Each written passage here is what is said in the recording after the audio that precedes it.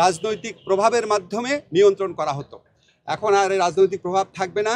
এটা আইন মন্ত্রণালয়ের কাছ থেকে সম্পূর্ণভাবে বাংলাদেশের সুপ্রিম কোর্টে যে প্রধান বিচারপতি আছেন ওনার নেতৃত্বে যে সচিবালয় আছে সেখানে ন্যস্ত করা হয়েছে।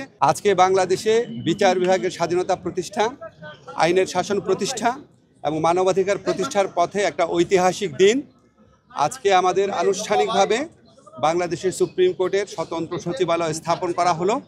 এই সচিবালয় আইন করার জন্য বিগত 3 দশক যাবৎ বিভিন্ন রকম চেষ্টা করা হয়েছে। এর আগে করা সম্ভব হয় নাই।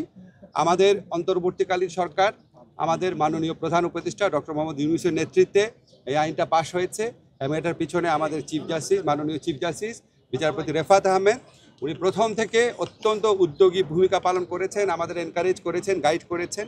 এখন এটা খুব প্রতিষ্ঠিত হলে বাংলাদেশের মানুষের লাভ। Bashundhara public school and college 2026 শিক্ষাবর্ষে ভর্তি চলছে।